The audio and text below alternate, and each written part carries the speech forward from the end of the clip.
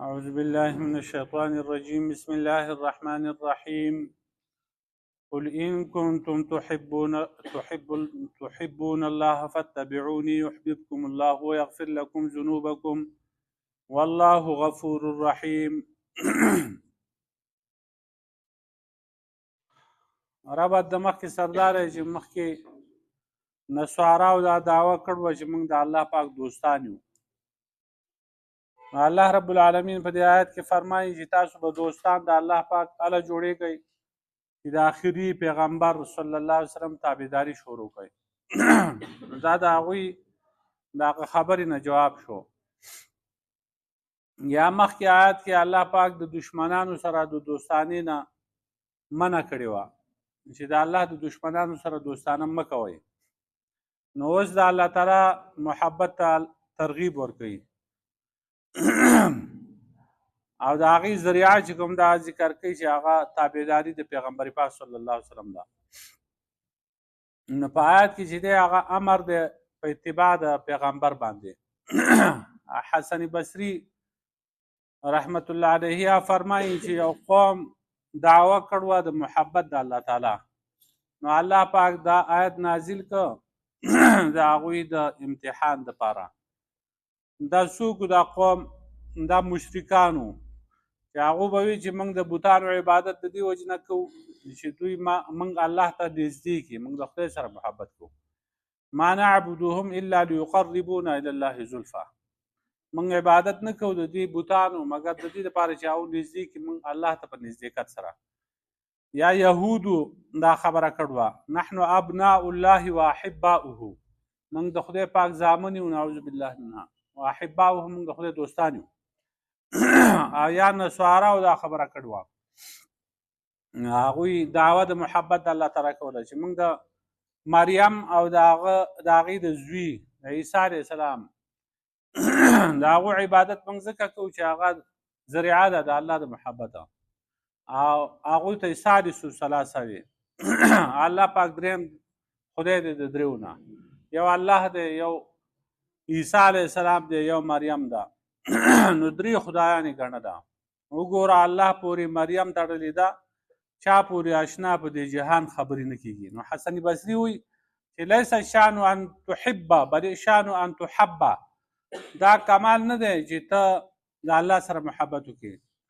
بلکې کمال دا دی چې الله د تا سره محبت شروع کړي. نو وایي فرمایل قل ته ووایه پیغمبر صلی الله علیه وسلم ان کنتم تحبون الله، ای خلقو که چېرته تاسو مینه کوئ د الله تعالی سره فتبعوني، زما تابعداري وکړئ، یحببکم الله، نو الله پاک به محبت وکړي د تاسو سره، ویغفر لکم ذنوبکم، او الله پاک به تاسو ته ستاسو ګناهونه معاف کړي، والله غفور رحیم، الله پاک بخونکی مهربانه دی. بیا د الله تعالی سره د محبت هغه دا دی چې انسان چې دی د الله خبره په هره خبره باندې مخکې کړي او د الله خبره چې دا هغه په ټولو خبرو باندې لپاسه کړي، درنه وګڼي، د الله نه ویریږي، د الله اطاعت کوي، د الله نه حیا کوي. چې ته د الله رب العالمین محبوب شوي، نو د هغې نښه دا ده چې الله به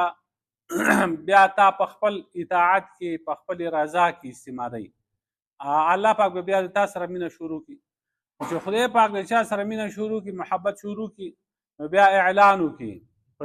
اسمانونو کې، په ځمکه کې، چې الله پاک چې کوم دی هغه د دې سړي سره محبت کوي، نو یا خلقو تاسو هم د دې سره محبت شروع کړي. نو خلق به بیا د هغه سره محبت شروع کړي. سهل بن عبدالله تستري رحمت الله علیه فرمایي چې نښه د الله د محبت چې کوم ده هغه دا ده چې د سړي محبت د قرآن سره، د قرآن د محبت نښه دا ده چې د سړي محبت د پیغمبر سره، د پیغمبر پاک صلی الله علیه وسلم د محبت هغه نښه دا ده چې د هغه به د سنت سره مینه وي، او د الله او د قرآن او د پیغمبر د مینې نښه بیا دا ده چې دی بیا مینه کوي د آخرت سره، د آخرت سره او د آخرت د مینې نښه دا ده چې دی د ځان سره مینه کوي، او د ځان سره د مینې دا نښه ده چې دی د دنیا نه بې رغبتي پیدا کړي، د هغې سره بغض پیدا کړي، او آخرت ته چې کوم دی توجه وکړي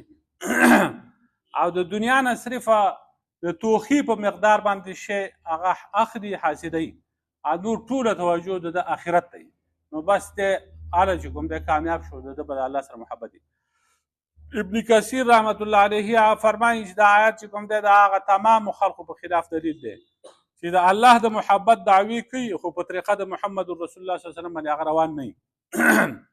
نو تر څو پورې چې بنده په خپلو ټولو کارونو کې د نبي علیه السلام د شریعت پابندي نه کوي او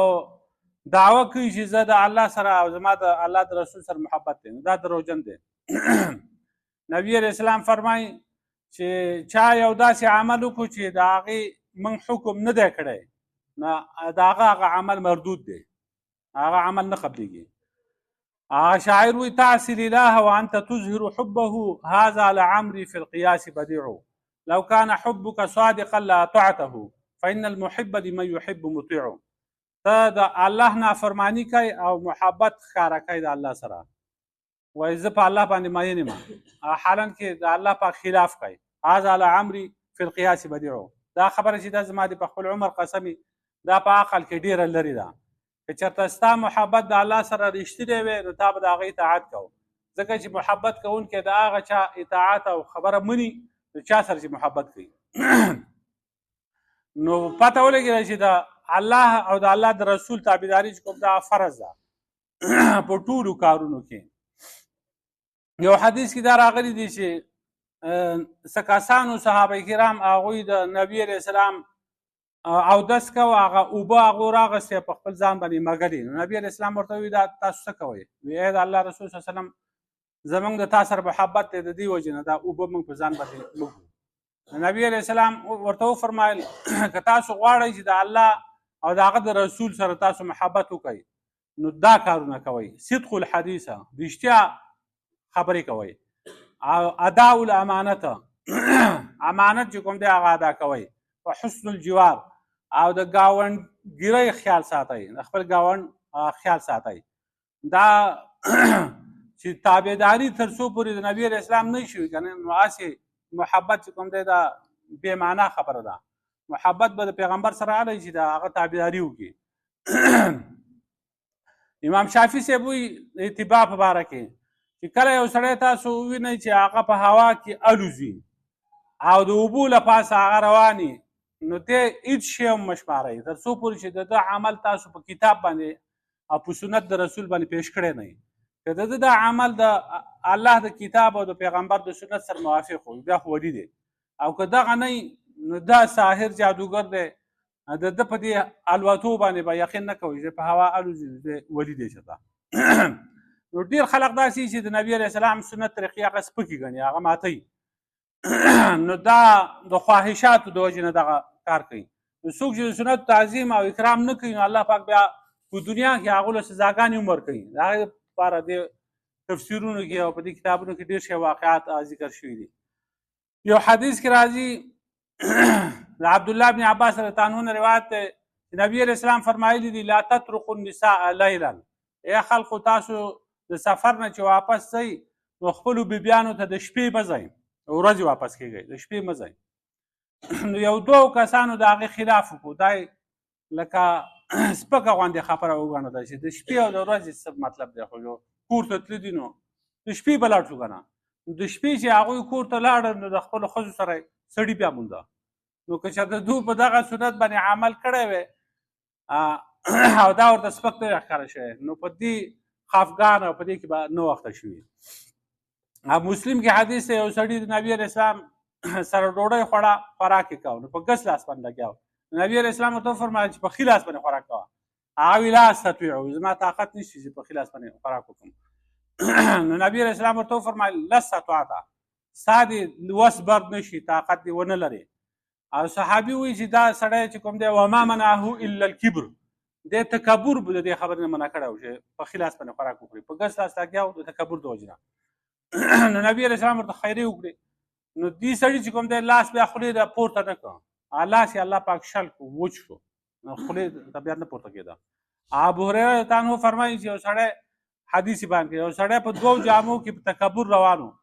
نو الله پاک هغه په ځمکه کې داخل کړ. نو قارون ته برات دی نو په تکبر باندې روان و، الله پاک په ځمکه کې ورومنډو. نو یو سړي د پیښې وکړې د ابو هريره عنه وی هکذا یمشي ذلک الفتى، وی هغه سړی داسې روان و ګډ وډ روان شو، داسې وی هغه په تکبر او په ناز او ادب باندې روان داسې روان و ګډ وډ روان شو. نو حدیث پورې ټوکې وکړې. نو الله پاک دا سړی راتاو کوي د ځمکې ته او چې راخلاص شو جمله یې ماته شوه. نو ابو هريره عنه د خپلې خولې یا پوجې ته لاس ویوړ، اشاره وکړه، وی انا کفیناک المستهزئین. الله پاک فرمایي ای پیغمبر صلی الله علیه وسلم موږ به ستا طرف ته د دې ټوخمارو نه پوره شو، موږ به ستا ګواښ وکړو. څنګه الله پاک ورله جواب ورکړو که نه. عبدالرحمن بن حرمله وایي چې یو سړی سعید ابن مسیب ته راغی، وی ما ته اجازت راکړه زه حج ته ځم. هغه ورته وایي اذان شوی دی، د مانځه ټیم دی، نو مونځ وکړه او بیا ځه، ځکه نبي علیه السلام فرمایي لا یخرج بعد النداء الا منافقون، د اذان نه وروستو د جومات نه نه وځي مګر منافق سړی. نو هغه سړي وي ما نه ملګري لاړه ته وایې اذان شوی دی مانځه ټیم دی، ملګري را نصیب یې. نو سعید ابن مسیب دې خلکو ته وایي چې انتظار کوئ دا سړی خو لاړ خو ده ته به څه نقصان رسي. نو لږ وروستو چې کوم دی خبر راغی چې دغه سړی د سوارلۍ نه ارتاو شوی ورونی مات شو، نو د حج نه هم پاتې شو، هم مانځه نه پاتې شو، هم د حج نه پاتې شو. او ابو یحیی ساجي چې کوم دی هغه فرمایي چې موږ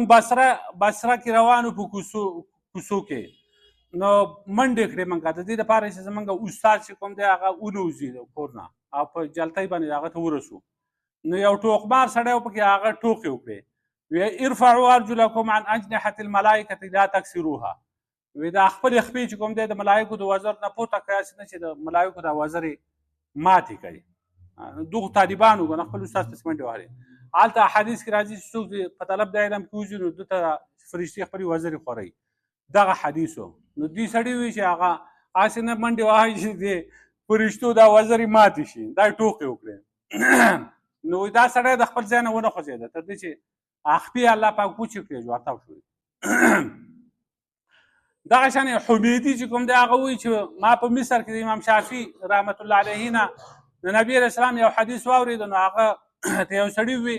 چې آیا ته په دې حدیث باندې فتوا ورکوې، قول په دې باندې کوې؟ نو امام شافعي صاحب سخت غوسه شو، وی تا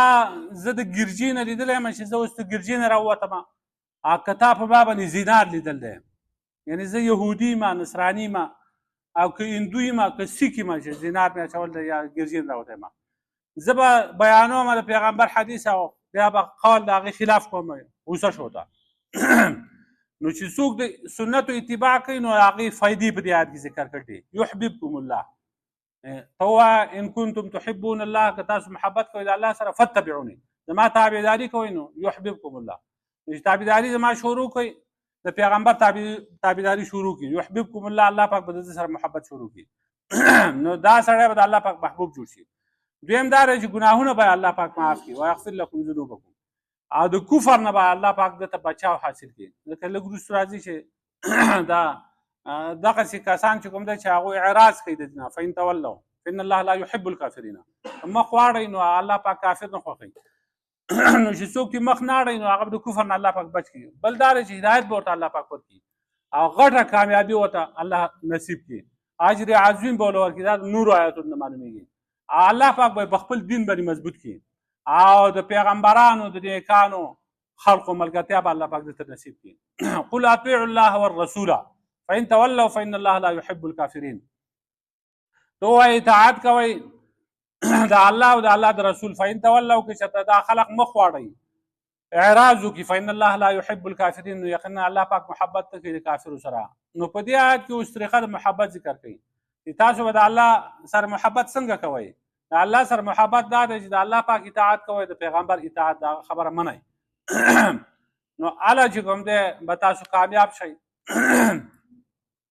نو په دې آیت کې د نبي علیه السلام یو عظمت شان هم هغه لوی شان بیان شوی دی چې په خپل طاعت کې الله پاک د نبي علیه السلام طاعت ذکر کړی دی، ځان سره یې شریک کړی دی. قل اطیعوا الله والرسول، ته ووایه اطاعت کوئ د الله او د پیغمبر. لکه څنګه چې الله اطاعت کوئ د الله خبره منئ نو د پیغمبر خبره هم منئ. نو د دې نه دا هم معلومیږي لکه څنګه چې دا قرآن حق کتاب دی، د خدای موږ خو د خدای پاک خبرې چې منو خو په قرآن په وجه باندې منو دا هر څه چې بیان شوي دي په قرآن کې بیان شوي دي نو چې د هغې اطاعت به کوو هغه حق دی نو دغه شان د پیغمبر هغه اطاعت چې دی هغه هم حق دی هغه به هم کوو نو هغه خلق چې هغه منکر دی د حدیثونه حدیث نه مني حدیث ته ضرورت نشته یوازې قرآن موږ له کافي دی دا بالکل دروغ وي غلطه خبره ده په قرآن باندې بغیر د احادیثو نه څوک د سره پوهېږي نه نو دوی څنګه دا دعوه کوي چې بغیر د احادیثو نه چې کوم دی هغه قرآن موږ کافي دی د خدای د پیغمبر خبره نه مني دا راوړی چا دی دا قرآن او دا را رسولی موږ ته چا دی چې ته قرآن مني او د پیغمبر خبره د صحابي خبر نه مني نو او بل دا دی چې په دې آیت کې دلیل دی په دې خبره باندې چې د نبي علیه السلام د طریقې نه څوک مخالفت کوي نو دا کفر دی فإن الله لا يحب الكافرین که دو مخ واړی نو الله پاک نه خوښوي کافر نو په دې کې اشاره شوه چې مخ اړی نو دا کافر دي خدای پاک داسې کافر نه خوښوي اشاره دې ته چې دا کفر دی بیا دا اعراض چې دی دا مخ اړول دا بیا په څو قسمه دی یو دا دی چې د سنت استخفاف وکړي دا ورته سپک ښکاره شي بل دا دی چې په سنتو پورې استهزا کوي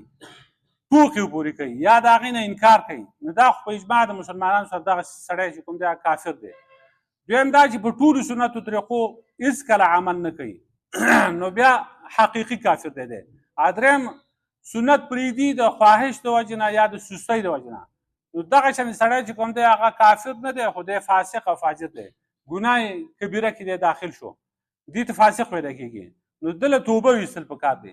نو یو اعراض شو علی سبیل الانکار چې د انکار په طریقه باندې کوي مخ اړوي د سنتو نه نو دا کفر دی دویم په طریقه د استهزاء او استخفاف سره چې ټوکې ورپورې کوي او سپکې ګڼي دا هم کفر دی دریم دا دی چې د ټولو د پیغمبر چې څومره سنت دي دا نه کوي اعراض کوي مخکې اړوي دا هم کفر دی چې یو سنت طریقه نه کوي نو دی په څه شي مسلمان شو بیا او بله دا دی چې اعراض چې کوم دی هغه د بعضې سنتو نه کوي او په بعضو باندې عمل کوي د سستۍ د وجې نه بعضې نه کوي یا د خواهش د وجې نه چې کوم دی هغه بعضې نه کوي نو دا ګناه دی توبه ولې ویستل پکار دی او بل دا دی چې اعراض په طریقه د پورته کولو د بل قوله په قول د پیغمبر صلی الله علیه وسلم باندې نو دا هم کفر دی فلا وربک لا یؤمنون حتی یحکموک فیما شجر بینهما نو مخکې آیت کې اتباع ذکر کړه او دلته اطاعت ذکر کړل دی اتباع په افعالو کې استعمالیږي او اطاعت چې کوم دی غالبا په اقوالو کې استعمالیږي قل ان کنتم تحبون الله فاتبعوني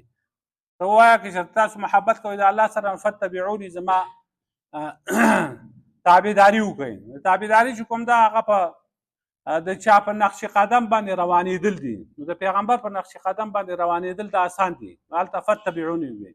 او اطاعت چې دی په اقوالو کې د الله په نقش قدم څوک نشي روانېدی چې الله پاک څنګه کار کوي هغه شانې کار دا بنده وکړي نو دغسې نشي کولی نو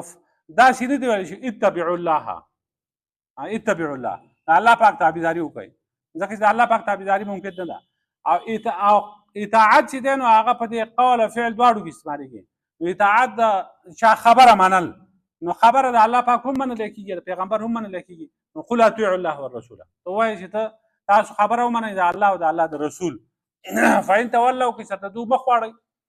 نو فإن الله لا يحب الكافرین نو یقینا الله پاک محبت نه کوي د کافرو سره